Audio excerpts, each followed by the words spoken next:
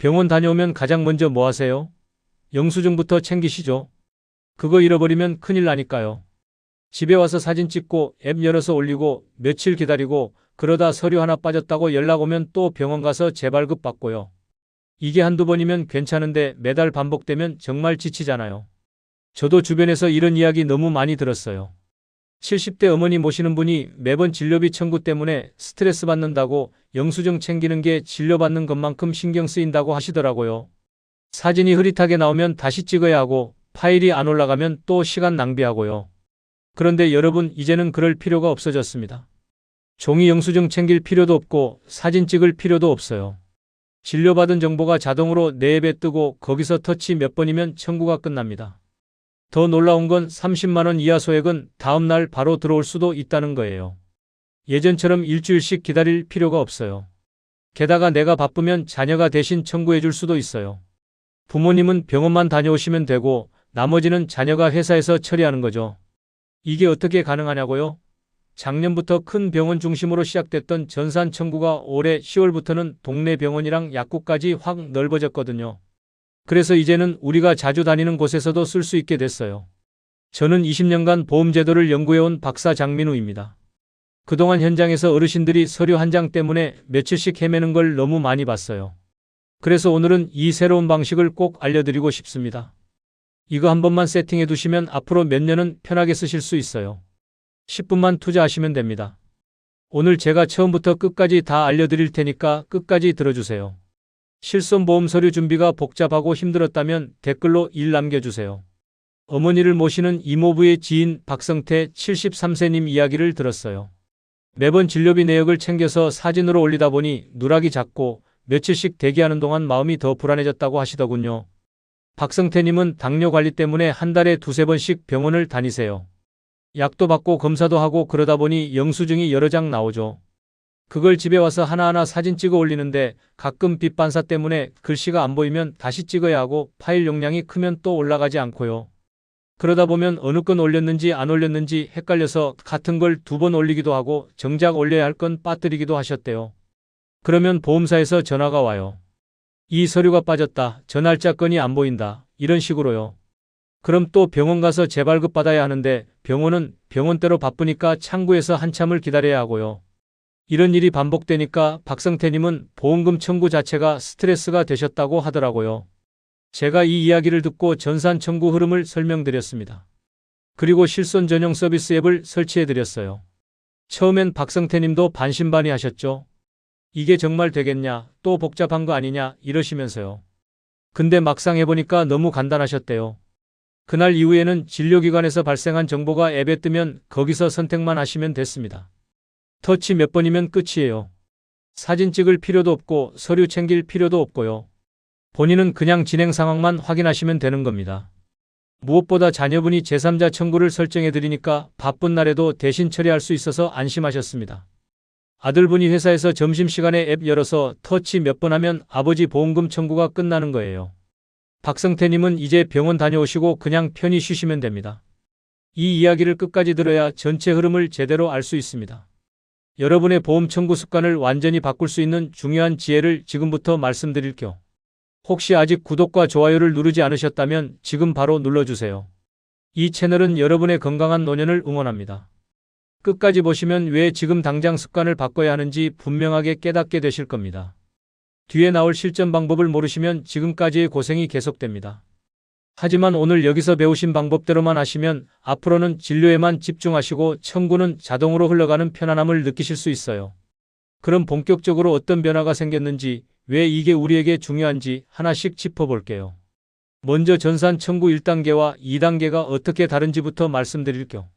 지난해에는 입원실이 30개 이상 되는 큰 병원하고 보건소 중심으로 전산 청구가 시작됐어요. 그때만 해도 동네 작은 병원이나 약국은 해당이 안 됐죠.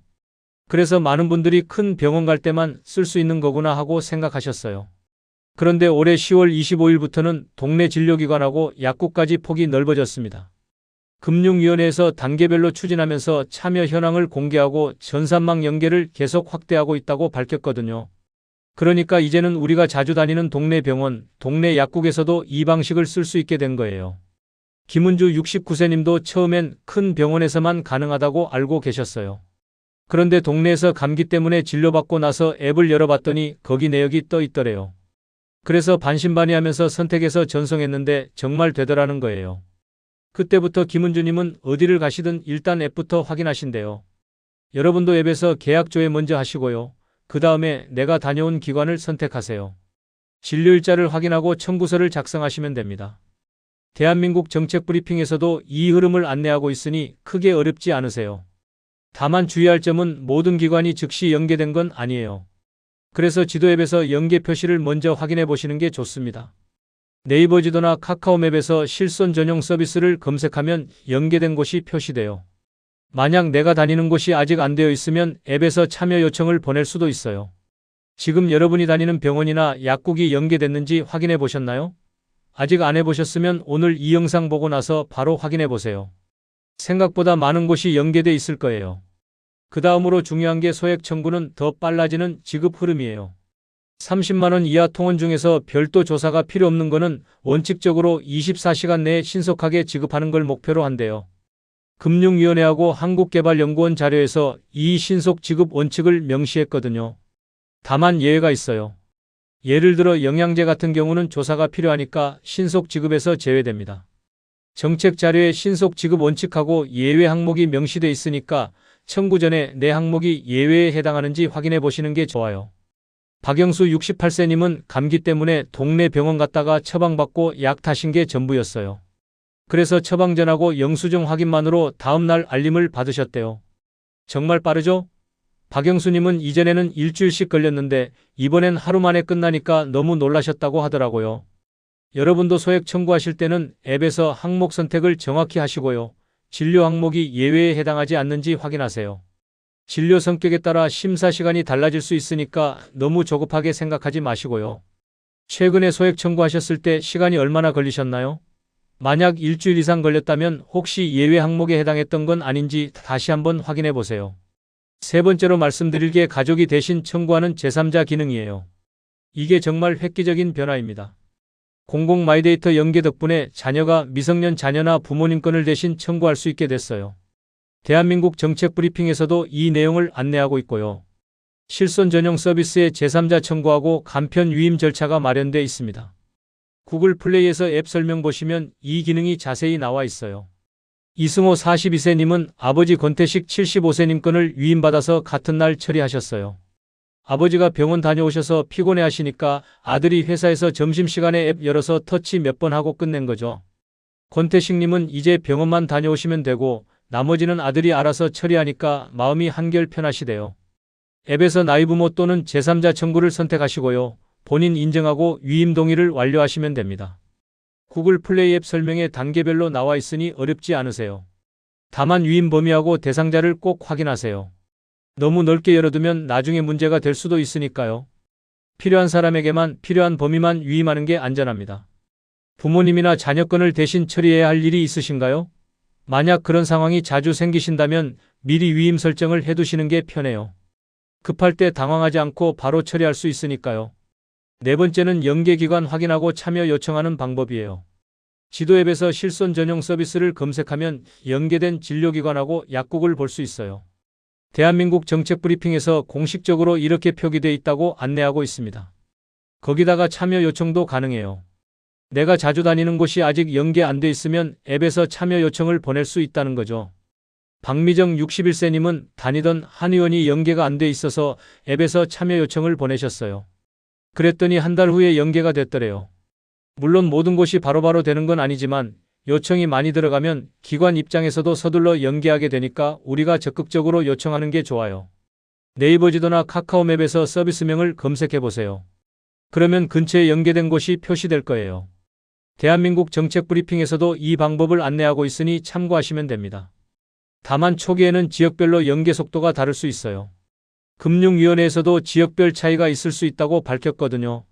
서울이나 경기도는 빠르게 확산되는데 지방은 좀 더디게 진행될 수도 있어요. 그래도 시간이 지나면 점점 늘어날 테니 너무 조급해하지 마세요. 집 근처에서 연계된 곳을 확인해 보셨나요? 아직 안 해보셨으면 오늘 꼭 한번 찾아보세요. 생각보다 가까운 곳에 연계된 병원이나 약국이 있을 거예요. 5번째는 포인트 혜택하고 이용 경로 확대에 대한 내용이에요. 기간 한정으로 온라인 플랫폼 연계하고 포인트 캐시백이 운영됐어요. 금융위원회 정책회의에서 플랫폼 연계하고 인센티브 방안이 발표되었거든요. 원스톱 경로도 확대되고 있고요. 윤가연 58세님은 플랫폼 경로로 접속해서 첫 청구 캐시백을 받으셨어요. 몇천 원이지만 그래도 받으니까 기분이 좋으시더래요. 게다가 플랫폼에서 접속하면 여러 서비스를 한꺼번에 볼 수 있어서 편하다고 하셨어요. 앱하고 연계 플랫폼 공지를 확인해서 참여 기간을 체크하세요. 행사 기간이 지나면 혜택이 안 나오니까요. 다만 행사 기간, 참여 조건, 1인 1회 제한 같은 거 꼭 읽어보세요. 금융위원회 자료에도 이런 조건들이 명시돼 있으니까 미리 확인하시고 참여하시면 됩니다. 플랫폼 연계 혜택을 이미 활용해 보셨나요? 아직 안 해보셨으면 지금 진행 중인 혜택이 있는지 확인해 보세요. 놓치면 아까우니까요. 마지막으로 6번째는 개인정보하고 동의 관리예요. 이 부분이 사실 제일 중요할 수도 있어요. 소비자가 앱에서 선택한 항목만 전송되는 구조로 안내되어 있습니다. 실손24 사이트에서도 이렇게 설명하고 있어요. 전송 대행 시스템하고 비용 부담 원칙이 공표되어 있어요. 대한민국 정책 브리핑에서 확인하실 수 있고요. 그러니까 내가 선택하지 않은 정보는 절대 넘어가지 않는다는 거예요. 이게 중요한 이유는 개인정보 보호 때문이죠. 정기훈 65세님은 필요한 항목만 선택해서 전송하시고요. 청구 이력을 앱에서 확인하세요. 실손24에서 이력 조회 기능을 제공하거든요. 정기훈님은 한 달에 한 번씩 이력을 확인하는 습관을 들이셨대요. 그러면 혹시 모를 실수나 누락을 바로 발견할 수 있으니까요. 항목 선택, 동의 범위, 이력 확인을 습관화하세요.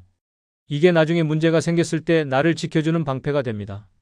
가족 위임할 때도 범위를 과도하게 열지 않도록 주의하세요. 필요한 만큼만 신뢰할 수 있는 가족에게만 위임하는 게 안전합니다. 동의 범위를 직접 점검해 보신 적이 있으신가요? 아직 한 번도 안 해보셨다면 오늘 앱을 열어서 내가 뭘 동의했는지, 누구에게 위임했는지 확인해 보세요. 이제 확장 본론에서 실제 사용 흐름하고 주의점을 더 촘촘하게 정리해 드릴게요.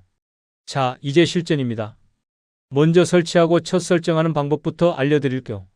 실손 전용 서비스는 앱으로도 쓸 수 있고 외부로도 쓸 수 있어요. 실손24 사이트에서 두 가지 다 지원한다고 안내하고 있습니다. 초기 인증할 때 통신사 본인 확인이 필요할 수 있어요. 그러니까 휴대폰 인증 준비해 두시고요. 설치하고 나면 계약 조회 먼저 하세요. 내가 어느 보험사에 어떤 계약이 있는지 확인되면 그 다음에 기본 동의 설정을 하시면 돼요. 대한민국 정책 브리핑에서도 이 순서를 안내하고 있으니 따라하시면 어렵지 않아요. 마지막으로 알림 켜기까지 한 번에 끝내세요. 알림을 켜두면 청구 진행 상황이 실시간으로 뜨니까 안심이 돼요. 알림을 켜두셨나요? 아직 안 켜두셨으면 지금 바로 설정 들어가서 켜두세요. 이거 하나만으로도 마음이 한결 편해집니다. 두 번째로 청구 흐름을 익히는 방법이에요. 소비자가 앱에서 청구 요청을 하면 선택한 데이터가 보험사로 전송되는 구조예요. 실손24 사이트에 이 흐름이 자세히 설명돼 있거든요. 진료 항목에 따라 추가 심사가 이루어질 수 있어요. 그러니까 모든 청구가 다 24시간 안에 끝나는 건 아니에요. 항목 성격에 따라 달라지는 거죠. 진료일자하고 항목을 정확히 고르시고요. 필요하면 추가 자료 제출 알림을 확인하세요. 가끔 보험사에서 추가 서류를 요청할 수 있거든요. 그럴 때 놓치지 말고 바로 제출하시면 처리가 빨라져요. 최근 청구에서 어떤 항목이 가장 헷갈리셨나요? 만약 어떤 항목을 선택해야 할지 모르겠으면 콜센터에 전화해서 물어보세요. 처음엔 누구나 헷갈리니까 부끄러워하지 마시고 물어보시는 게 제일 좋아요. 세 번째는 소액 신속 지급을 노리는 방법이에요. 30만 원 이하 통원 중에서 비조 사건은 24시간 내 신속 지급 원칙을 제시했어요. 금융위원회 자료에 이렇게 명시되어 있습니다. 다만 영양제, 면책이나 부담보 질환 같은 건 신속 지급에서 제외될 수 있어요. 금융위원회에서도 예외 항목을 분명히 밝히고 있거든요. 청구 전에 예외 항목 여부를 확인하세요. 그리고 같은 날 여러 건을 묶지 말고 건별로 진행하는 게 좋아요. 한꺼번에 여러 개 올리면 심사하는 쪽에서도 헷갈릴 수 있고 처리 시간이 더 걸릴 수 있거든요.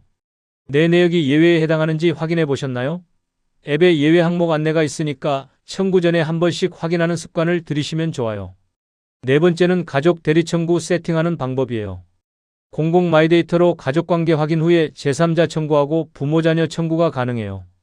대한민국 정책 브리핑에서 이 절차를 안내하고 있습니다. 위임은 필요한 사람에게만 기간을 짧게 설정하세요. 예를 들어 1년씩 길게 주는 것보다는 3개월이나 6개월 단위로 짧게 주고 필요하면 연장하는 게 안전해요. 가족 휴대폰에서 위임동의 수락까지 미리 연습해 보세요. 구글 플레이 앱 설명에 단계별로 나와 있으니 따라해 보시면 돼요. 처음에 한번 연습해 두면 나중에 급할 때 당황하지 않고 바로 처리할 수 있어요. 가족 중 누구에게 위임을 설정하실 건가요? 보통은 자녀분들이 부모님 건을 대신 처리하시는 경우가 많은데요. 신뢰할 수 있는 가족이라면 누구든 괜찮아요. 5번째는 연계기관 찾기하고 참여 요청하는 실전 방법이에요. 지도 앱에서 서비스명을 검색하면 연계기관이 바로 보여요. 대한민국 정책브리핑에서 이 방법을 공식적으로 안내하고 있습니다. 초기 연계율은 지역하고 기관마다 차이가 있어요. 금융위원회에서도 이 점을 언급했거든요. 서울이나 대도시는 빠른데 지방은 좀 더디게 진행될 수 있다는 거죠. 방문 전에 지도 앱 확인 먼저 하세요. 만약 연계가 안 돼 있으면 앱 안에 참여 요청 기능을 사용하시면 돼요. 대한민국 정책브리핑에 이 절차가 자세히 나와 있어요. 집 근처 연계 현황을 저장해 두셨나요? 자주 가는 병원이나 약국 몇 군데는 미리 확인해서 메모해 두시면 편해요. 그러면 갑자기 아플 때 어디로 가면 되는지 바로 알 수 있으니까요. 6번째는 오류나 지연이 생겼을 때 대응하는 루틴이에요. 콜센터 운영 시간 안내가 제공되는데요. 지역하고 시기에 따라 공지가 상이할 수 있어요. 초기 확산기에는 처리 속도가 들쭉날쭉할 수 있습니다.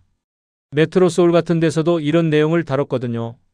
시스템이 완전히 안정화되려면 시간이 필요하니까 초반에는 좀 기다려 주셔야 해요. 앱 공지하고 상담 채널을 활용해서 진행 상태를 확인하세요. 뭔가 이상하다 싶으면 바로 콜센터에 전화하시는 게 제일 빨라요. 혼자 고민하지 마시고요. 지연이 생기면 어떤 경로로 문의하시겠나요?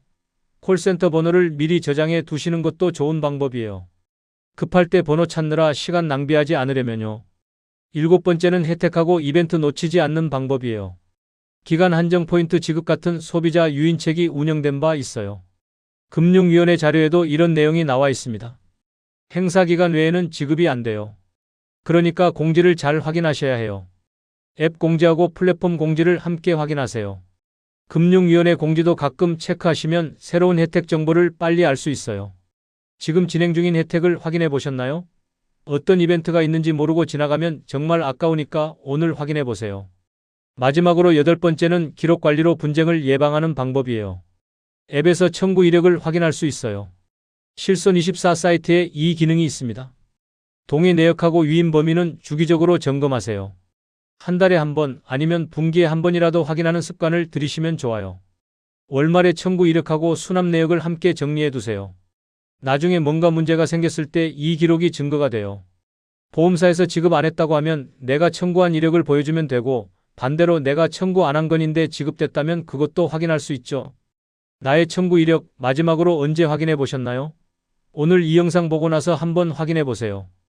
혹시 놓친 게 있는지 잘못 처리된 게 있는지 점검하는 시간을 가지시면 좋겠어요. 이제 오늘 내용을 정리하면서 당장 실행할 수 있는 단 하나를 제안 드릴게요. 오늘 우리는 오래된 상식하고 새로운 흐름을 비교했습니다. 과거 방식은 영수증을 챙기고 사진을 올리고 팩스로 보내는 수고를 전제로 했어요. 병원 갔다 오면 집에서 다시 일을 해야 했죠. 영수증 펼쳐놓고 사진 찍고 빛 반사되면 다시 찍고 파일 용량 크면 줄이고 그러다 어느 건 올렸는지 헷갈려서 같은 거 2번 올리기도 하고요. 이제는 전산으로 내가 선택한 정보만 전송하고 소액은 더 빨라진 지급을 기대할 수 있습니다. 진료받은 기관에서 발생한 정보가 앱에 뜨면 거기서 터치 몇 번이면 끝이에요. 종이 한 장 챙길 필요 없고 사진 찍을 필요도 없어요. 잘못 관리하면 누락하고 지연이 반복되고 가족이 대신해야 하는 순간엔 더 번거롭습니다. 부모님이 병원 다녀오셨는데 청구는 못 하시고 자녀가 시간 내서 부모님 집까지 가서 서류 챙기고 그걸 또 사진 찍어서 올리고 이런 과정이 반복되면 서로 지치게 돼요. 제대로 관리하면 진료가 끝난 즉시 앱에서 선택만으로 전송되고 제3자 청구로 가족의 부담을 덜 수 있습니다. 자녀가 회사에서 점심시간에 앱 열어서 터치 몇 번 하면 부모님 보험금 청구가 끝나는 거예요. 부모님은 병원 다녀오시고 편히 쉬시면 되고요. 무엇보다 30만 원 이하 통원 비조 사건은 24시간 내 지급 원칙을 세워서 속도 개선을 노릴 수 있습니다. 금융위원회에서 이 원칙을 분명히 밝혔거든요. 소액이라도 빨리 받으면 생활에 도움이 되잖아요. 다만 예외 항목하고 추가 심사가 있는 경우는 시간이 더 걸릴 수 있으니 이걸 미리 알고 움직이면 마음이 한결 편해집니다. 영양제나 면책 질환 같은 건 조사가 필요하니까 24시간 안에 안 나올 수도 있어요. 그걸 모르고 기다리면 답답하지만 미리 알고 있으면 그러려니 하고 기다릴 수 있죠. 오늘 당장 할 단 하나의 제안입니다. 휴대폰에 실손 전용 서비스를 설치하고 계약 조회, 알림 설정, 제3자 위임까지 한 번에 끝내세요. 이 10분이 앞으로의 모든 청구 시간을 바꿉니다. 정말이에요. 10분만 투자하시면 앞으로 몇 년 동안 편하게 쓸 수 있어요. 몇 년 동안 편하게 쓸 수 있어요. 설치하고 나서 계약 조회 먼저 하시고요. 알림 켜두시고 가족한테 위임 설정도 해두세요. 이 세 가지만 오늘 끝내시면 됩니다. 어렵지 않아요. 앱이 친절하게 안내해주니까 따라만 하시면 돼요. 다음 영상에서는 지도 앱으로 연계기관을 찾는 법하고 실제 화면을 보면서 첫 청구를 함께 해보겠습니다. 화면 캡처해서 하나하나 보여드릴게요. 그러면 더 쉽게 이해하실 수 있을 거예요. 여러분은 어떤 부분이 가장 막히셨는지 댓글로 알려주실 수 있을까요? 설치가 어려우신지, 계약 조회가 안 되시는지, 위임 설정이 헷갈리시는지 뭐든지 좋아요.